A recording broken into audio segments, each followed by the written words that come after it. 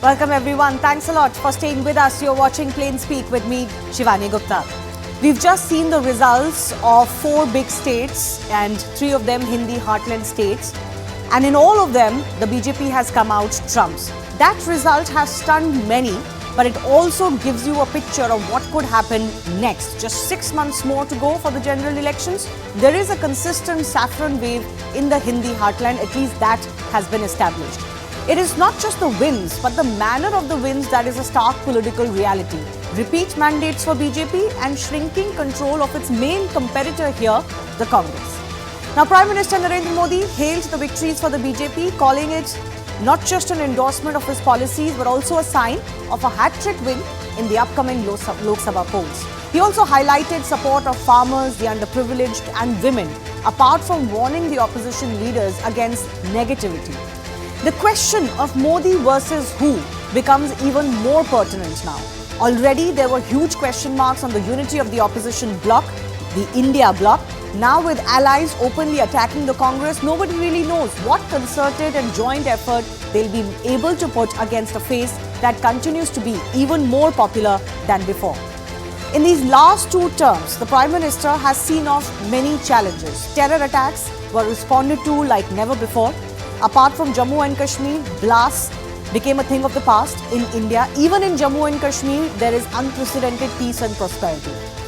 We had not just produced vaccines, but also managed humongous exercises of vaccinations and lockdowns better than most. Today, India is recognized as a COVID success story, while many developed countries struggle. Economically, India is a bright spot in an otherwise challenging world. On ground, lives of crores have transformed with extensive roadways, toilets, gas cylinders, piped water connections, health insurance and more. And politically, India has moved on from a warped secularism that plagued our decision making. In this climate, can anyone beat Modi? Or as the Prime Minister himself suggested, these results in states are a sign, a surety of his hat-trick in 2024. We'll take that question to our guest in just a bit. But why do we even talk about it is this. BJP won 3 out of these 4 states yesterday and they've got a head start for 2024. They, in 7 of the 10 Hindi heartland states and UTs, including Delhi, are painted saffron. Let's get into the numbers from these 10. Himachal, Haryana, Delhi, Rajasthan, UP, Uttarakhand, Madhya Pradesh, Chhattisgarh, Bihar and Jharkhand. In 2018, BJP had 750 out of the 1,545 MLAs that came from these states. So that's 49% of their MLAs. But remember what happened in 2019? It went on to win 177 MP seats just from these states alone. Mind you, this is not pan-India, this is just from these 10 states, including Delhi as a UT. So from 49% of MLAs, they went up to 79% of MPs in 2019. The MLAs now in 2023, just from these states, is standing at 900 out of 1545. The percentage has jumped almost 10% to 58%. So it's anybody's guess what happens next as far as the MP seats or the Lok Sabha elections are concerned. In fact, let me expand this to a pan-India scenario. Look at the figures for the Saffron Party from 2018 to now. After the 2018 election results cycle, the BJP had 1,346 MLAs across India. And they went on to get a majority with 282 MPs in parliament after the 2019 election. So again, compare that to where they stand now after the 2023 December election cycle. They've now got nearly 150 more MLAs, 1,482. Again, it's anybody's guess whether they'll be able to convert that not just to a single majority party status, but some are suggesting that this indicates that they could actually better their numbers in 2024. But there are a whole host of reasons why there is growing faith that there is no challenge, one, to Narendra Modi, and also that there is a surety, as people are beginning to talk about, of him coming back in 2024. So let me just enlist some of those reasons as well. Why is it that even his greatest critics would argue that today it doesn't look like anybody can beat him? Reason number 1, this verdict has of course shown that the Prime Minister's personal appeal and connect with the voters is very, very high. In fact, it continues to grow, some would argue, especially in the Hindi heartland, but even in other regions. It shows that the BJP's organization also remains robust and cadres remain motivated for 2024. Number 2, BJP is a never-stopping election machine. They don't really rest. They continue to make concerted efforts to consolidate even their existing support base. They don't rest on their laurels. In all the states, the party has a knack of managing organizational leadership at the state, district, constituency, block, and even booth levels. That is unmatched in Indian politics even till today. Number 3, there is, of course, Narendra Modi formula of delivery. His government has had unparalleled success in independent India on many of the delivery schemes. Combine that with the power of its consistent Hindu pride agenda, and that makes it a killer combination. Delivery plus Hindu pride. Under him, India's profile on the global stage has gone several notches up. This is something that a lot of people talk about, how they have personal faith in Narendra Modi as the leader, because ultimately you are the representative of the country as a Prime Minister. And number 5, despite criticism of the last 9 to 10 years, the Indian growth story remains intact. In fact, India remains economically strong, one of the few bright spots in an otherwise bleak world. The growth rates are good. India is the 5th largest economy now, and Narendra Modi, of course, has publicly pledged it to take it into the top 3. So these are the reasons that are working for him personally and, of course, for the BJP as well. So that brings us to the big debate topic today.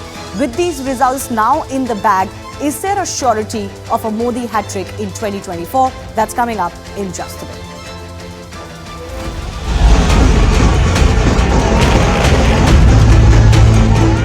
आज हर गरीब कह रहा है वो खुद जीता है।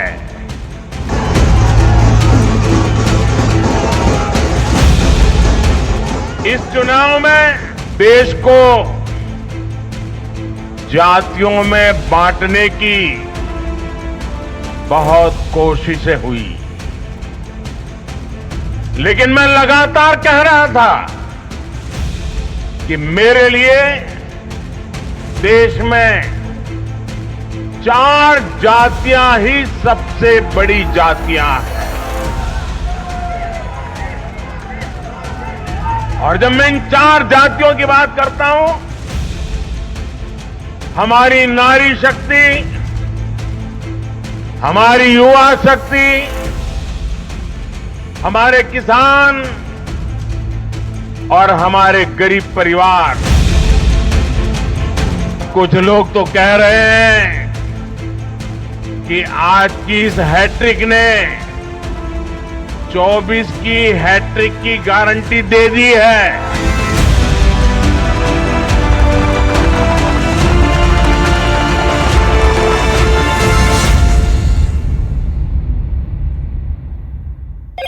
Hello, Moto.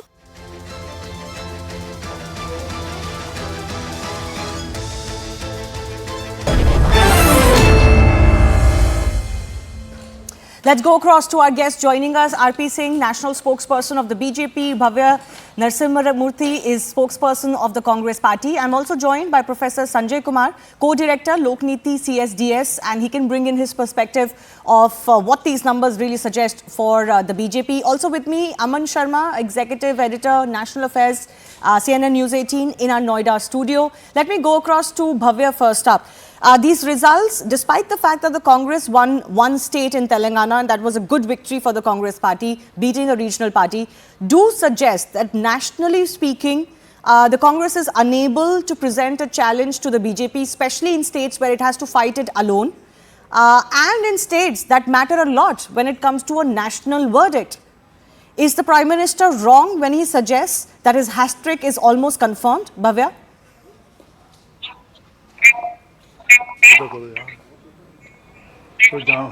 So, if you see from the perspective of, South India and North India,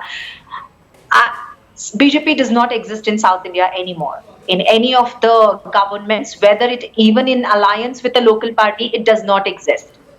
Or individually in the ruling. Hindi belt, yes, BJP is very strong. BJP is strong. We totally agree. We need to work a lot in these states. Coming to Northeast states, If you see the Mizoram, Mr. Modi was not even allowed to enter the state to campaign for BJP. That's the state of BJP in the northeastern states. Parliamentary elections include every nook and corner of India. So when South India and Northeast India is totally against BJP, we have literally shown them the door. Hindi belt, we are working. It's not like we are very poor in these areas. India alliance as such, most of the states, our alliance partners are ruling. So I don't think parliamentary elections, definitely these 5 elections and the results will be a factor for parliamentary elections, but will not be an indication of parliamentary election results. It will be one of the very strong factors. We totally agree with that. But when the Congress does win, for example, when it recently won in Karnataka, Congress suggested that this was an indication of a national mood change. So how is it that it works for national picture when you win a state, but it doesn't when the BJP wins states?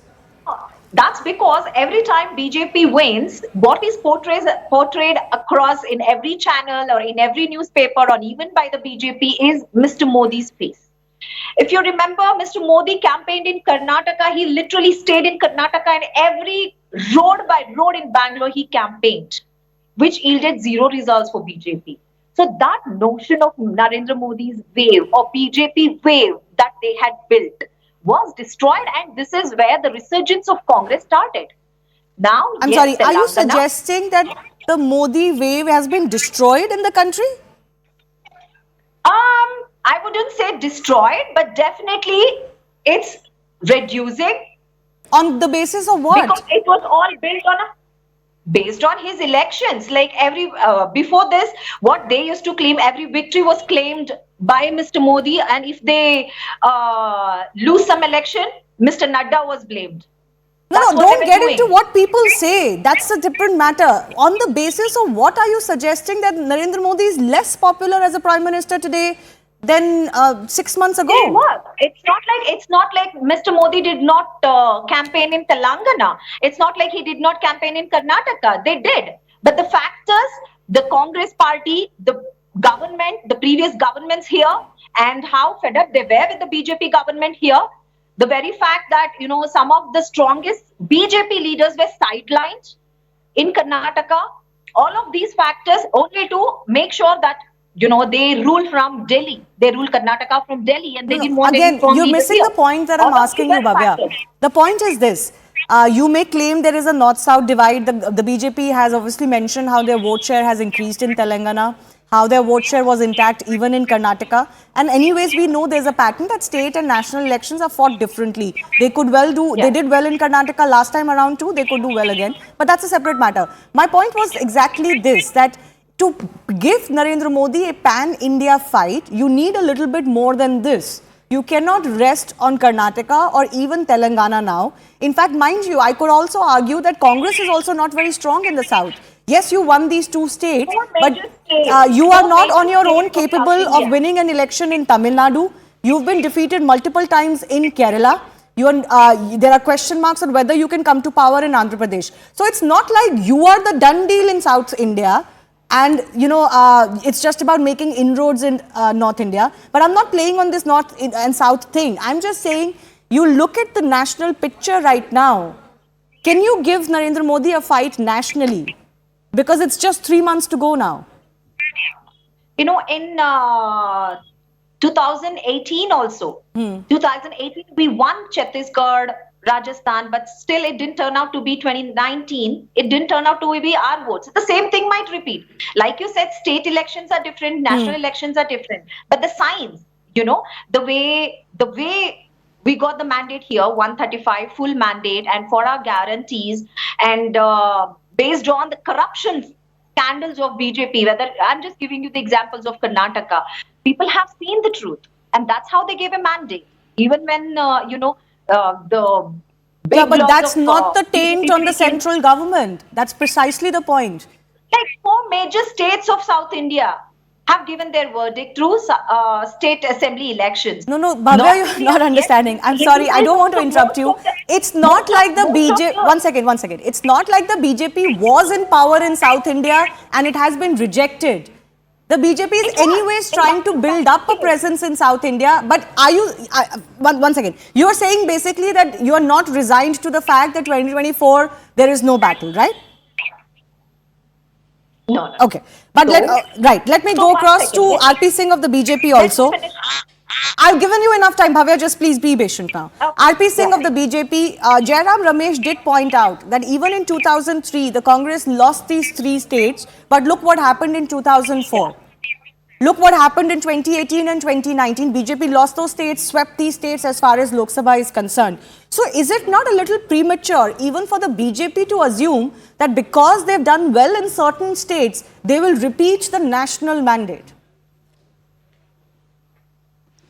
Well, Shivani, first let me do away with this myth of that BJP has no ground in South.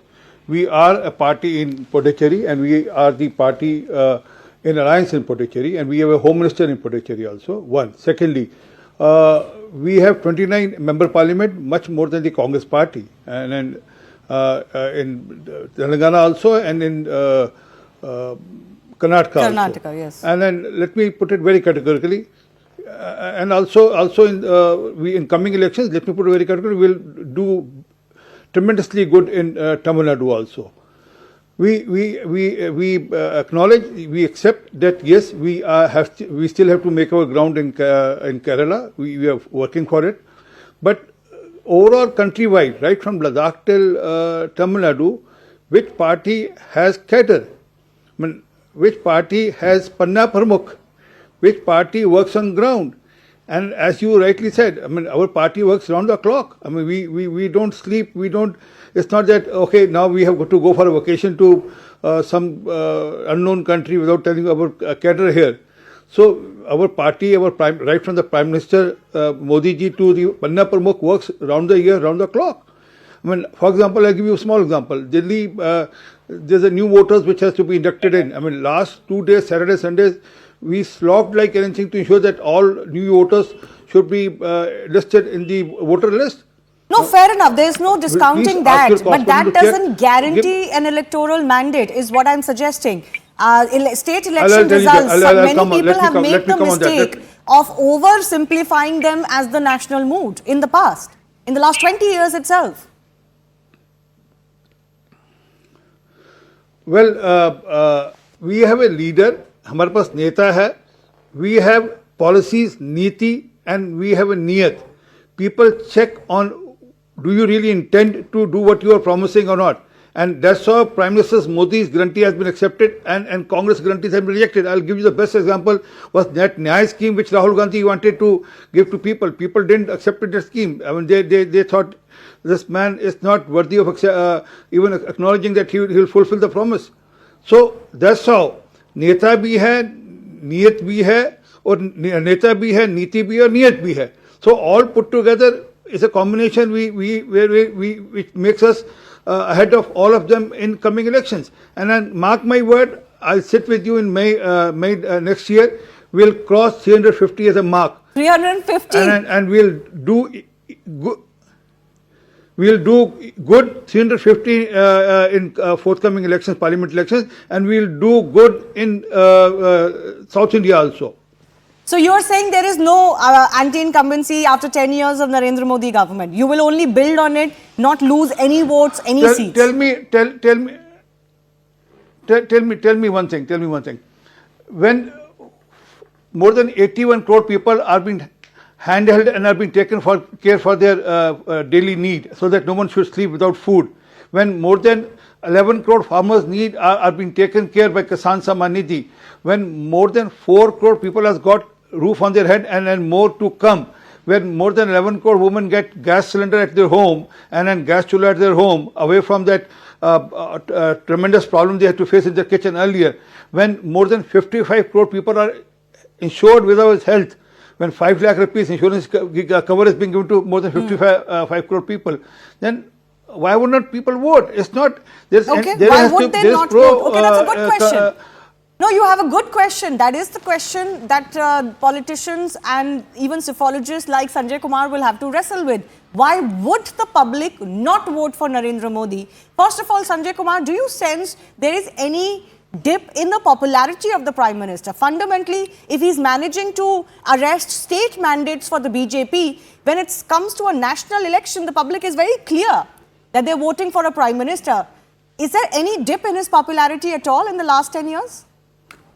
No, I don't get a sense that there is any dip in the popularity of Prime Minister Narendra Modi. His popularity remains intact. If we have been tracking his popularity through the surveys which we have been doing, and I don't get any sense that there is any decline in his popularity. There used to be a discussion that Prime Minister Modi's ability to pull votes for the Lok Sabha still remains intact, but there was a question mark put on his ability to pull votes for the party in a state assembly election. I think that should also come to a rest, at least for a while, because in the 3 state assembly elections which BJP contested in the name of Prime Minister Narendra Modi, BJP has registered such a massive victory. So going back to the basic question, no, I don't see any dip in his popularity. That leads me to my next question. Can the opposition, in whatever form or shape, whether it's the Congress alone or with some others, or it's a national India bloc, can they challenge the Prime Minister? As a psephologist, your latest numbers are coming from these last cycle of state elections. If you were to do a projection, is there any scenario where you see the numbers, purely speaking by numbers, the opposition bloc beating the BJP? No, that's not a possibility at all.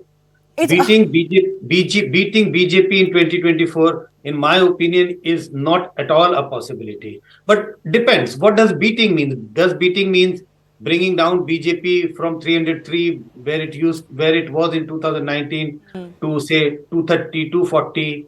That would be the worst case scenario of BJP coming down to 225, 230. But that would only and only happen if India Alliance put all their act together, which is to say, if they are able to put up one single candidate against the BJP candidate in at least 350, 360 Lok Sabha constituency. That doesn't seem to be happening. So my best bet at this moment seems to be BJP is roughly at the same level as it was in 2019 Lok Sabha election. No, that's a big statement from a psephologist coming in. I did not expect that, to be honest, Sanjay Kumar, that you would say that 2024 is a done deal.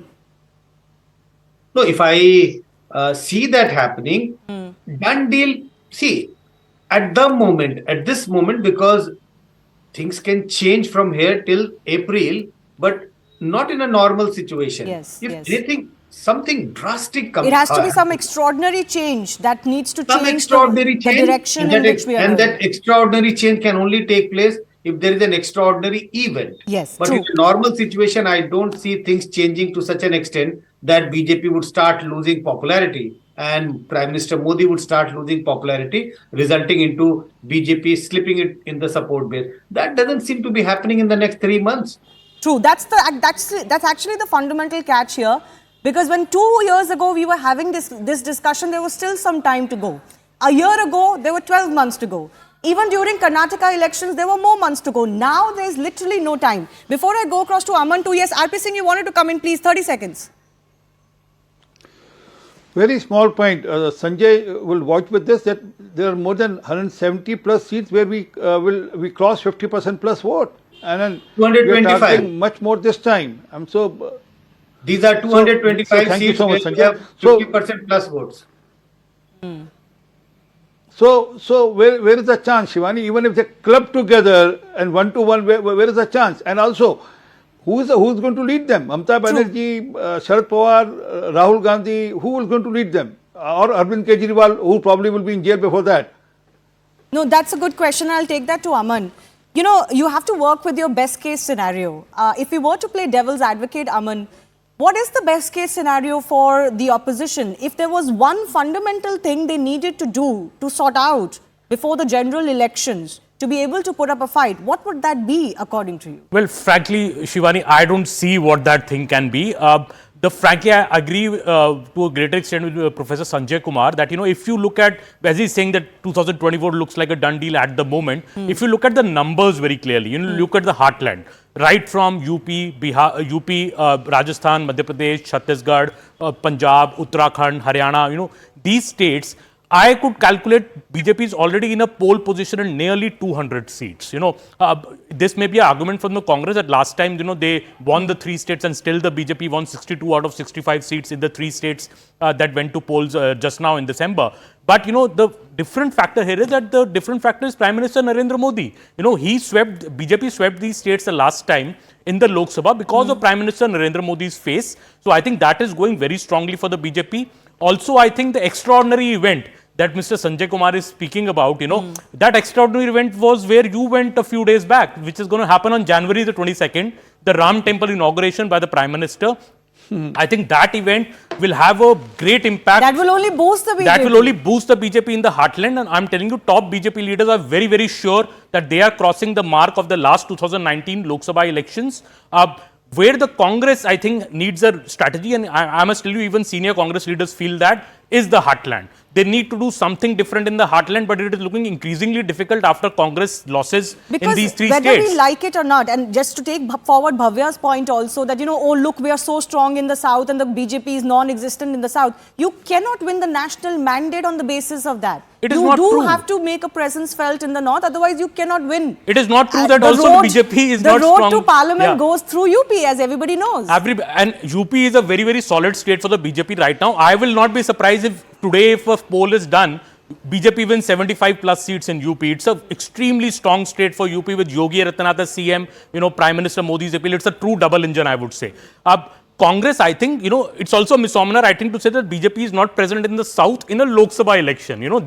Obviously they will win some seats in Telangana. They have a very strong state in Maharashtra, which they are back in power. I think the alliance with Mr. Ajit Pawar was done with the Lok Sabha in mind, not so much the assembly election in mind, because already in a majority in the assembly. So I think all these factors combined, and also the Congress bargaining power in the India alliance is down after these 3 state losses. We already have discordant voices coming from the likes of Mamata Banerjee. What will Akhilesh Yadav now say? Kamal Nath said, Akhilesh, koi seat nahi denge hum. Will he be charitable to the Congress in UP? I don't think so. That's another challenge for the opposition, because after all of these years of deliberations, Bhavya, the opposition finally realized that, listen, if we have any chance, we have to come together.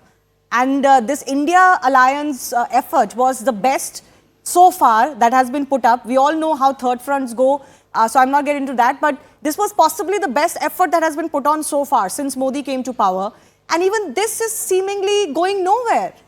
So whatever hope the India alliance had, even that is dissipating.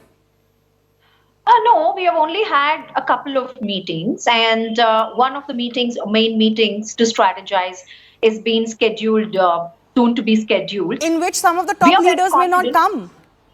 Akhilesh Yadav is upset with the Congress. TMC has questioned the Congress. RJD, JDU have questioned the Congress. When many parties come together, we'll have our differences. It's about sorting the differences for a cause which is common to all of us and which is good for the country. I'm sure we'll come down to an agreement. Intentions are one thing, but the very fact that you said we've just had 2 meetings, questions will be asked. Why are you going so slow? There is no time left. The meetings have happened, but then what has been decided, the work is happening. Now, after the 5 election results, based on these results, we need to strategize. That's the reason there is another meeting that will be scheduled soon. And when you say North India, it's not like every state in North India BJP is strong, right? Either they are in alliance with someone, if they have come to power individually, like only BJP, it's very few states. So that's not true. To assume, no. Uttar Pradesh repeat mandate, yes. Uttarakhand repeat mandate, Gujarat multiple mandates, Madhya Pradesh now single multiple mandates, leaving Bihar where they contested in an alliance. So if we take northeastern states for example, a prime minister Assam, who goes Arunachal, to every place to campaign Tripura was not even allowed inside Mizoram, and their own alliance that partner. May be fine, but is that going to hurt their national prospects? Why are you clinching at straws? Talking Shivani, about the you are allowing that to look at where the bulk of the Lok Sabha seats come from. That's the reality you have to deal with. It's not like we're going to stop working in Hindi belt, right? We're going to work united fight all our. We'll see how we can strategize. So it's like, yes, Just My now I question heard what only BJP is this. Of spokesperson course, said about, that of course, But- the but Congress will I put just its want to best make foot sure- forward. The Can I opposition make a will do small so too. point, My Shivani? question is only this. Yes, I'll give you 30 seconds, Arpit Singh. My question is only this. Is the time for strategizing over? And is it now, are we already too late to still be strategizing? It was time to execute. In these 3 state elections, maybe a formula could have worked out, as Akhilesh Yadav is saying. Some seat sharing could have worked out. If it doesn't work out in state elections, as Congress refuted that, no, we're not going to do it in state elections, how are you going to magically work it out for the national elections? But anyways, I leave it at that. At 30 seconds, RP Singh, I'm running out of time. No, I just need one. Just need to clarify one point. I mean, how many seats have they got in Mizoram? Nil. And how many we have got? We have 2. We have improved from the last time. So this, what is the state of affair as far as Mizoram goes? I mean, woman is, just speaking lies here. But coming to the overall picture, Shivani, again I repeat and retreat. लोग नेता देखते हैं, नीति देखते हैं और नियत देखते हैं. People look for leader, policies, and whether he will deliver on those policies or not. And on all these 3 parameters, Modi ji is way ahead from any of these leaders in the alliance. Okay, we'll leave it at that. Our panelists certainly have made their minds speak. Thanks a lot to all of them for joining. I'm going to slip into a very short break. On the other side, we will take the verdict and its aftermath forward.